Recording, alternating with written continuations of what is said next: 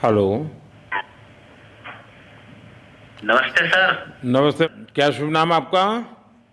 शबा अहमद बोल रहा हूँ sir, Navayuga engineering company limited से सर बोल रहा हूँ देखिए, सर।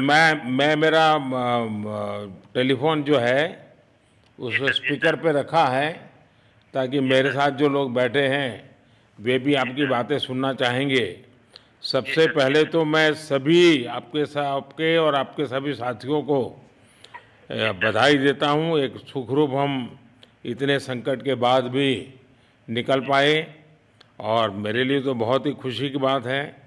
जी मैं सर, शब्दों में वर्णन भी नहीं कर सकता हूँ, जी सर, वरना कुछ भी बुरा हो जाता तो शायद मन को इतनी कैसे संभाल पाते कहना कठिन था।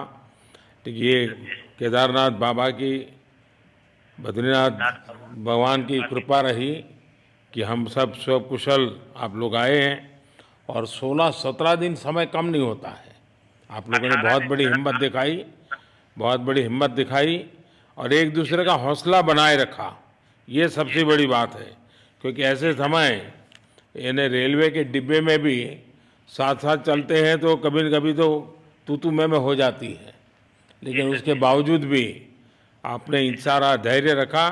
मैं लगातार जानकारियाँ लेते रहता था, जी सर, जी मुख्यमंत्री जी से भी लगातार संपर्क में रहता था, मेरे पीएमओ के भी अफसर वहाँ आकर के बैठे थे, तो सर, जानकारियाँ रहती थी। लेकिन चिंता तो कम होती नहीं है, जानकारियों से तो समाधान तो होता नहीं है। लेकिन जी मैं सर, सचमुच में आपके माध्यम से वहाँ जितने भी हमारे श्रमिक साथी निकल कर के आए हैं जी सबको सर, और उनके परिवार का पुण्य भी काम आया है, जी ताकि सर, इस संकट की घड़ी से बाहर निकल कर के आए हैं। जी आप कुछ सर, करना चाहेंगे? जी सर। मैं कुछ कहना चाहूँगा सर। हाँ, बताइए। मैं कह रहा हूँ कि सर हम लोग आज का दिन लेके सर 18 दिन तक टनल में हम लोग सब फंसा था सर। जी लेकिन हम लोग को एक दिन भी कुछ ऐसा एहसास नहीं हुआ कि हम लोगों को कुछ ऐसी कमजोरी हो रही है या कुछ ऐसा घबराहट हो रहा है। ऐसा कुछ नहीं हुआ, क्योंकि सर हम लोग 41 मेंबर्स थे सर और सब जी अदर अदर स्टेट थे सर। लेकिन ऐसी कोई बात नहीं, हम लोग सब भाई के जैसा रहते थे सर।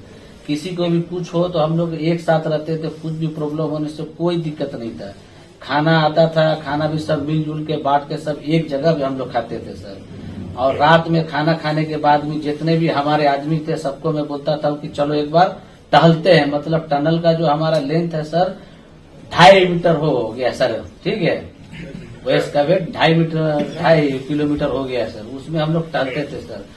और मॉर्निंग का जब समय होता था तो हम अपने बंधुओं से बोलते थे कि देखिए हम लोग खा रहे हैं पी रहे हैं और तो हम लोग को कुछ काम है नहीं अंदर में। जी सर, नहीं, लेकिन फिर भी भाई ये बहुत चिंता का समय था। आप लोगों ने अच्छा अपने आप को संभाला, और क्योंकि ये बहुत पता नहीं कुछ बुरा हो जाता तो पता नहीं हम तो क्या कर सकते थे। यानी अंदर इतनी चिंता होती थी, सबको पूरे देश में चिंता होती थी।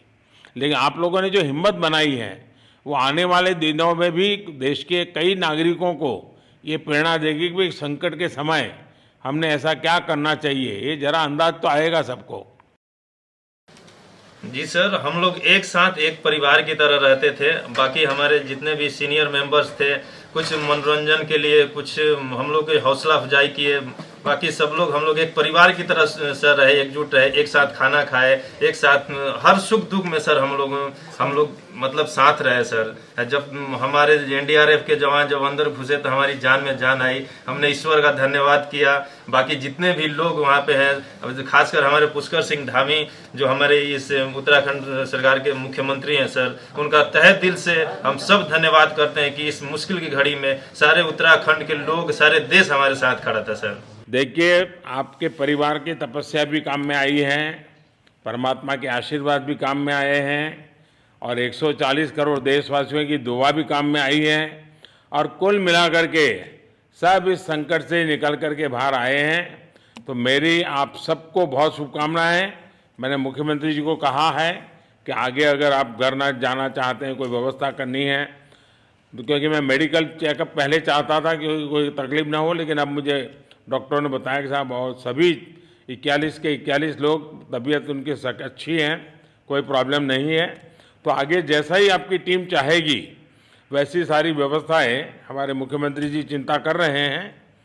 तो मेरी आप सबको बहुत शुभकामनाएं हैं और आपके परिवार को भी मेरी तरफ से बहुत बहुत बधाई देना और आप लोग स्वस्थ रहें और इसी प्रकार एक टीम बना करके हिम्मत के साथ आगे हम बढ़ते रहें और आप भी देश के लिए एक प्रेरणा बनते रहें, यही एक मेरी हमेशा प्रार्थना रहेगी। और कभी मिलने का मौका मिलेगा तो जरूर याद करूंगा।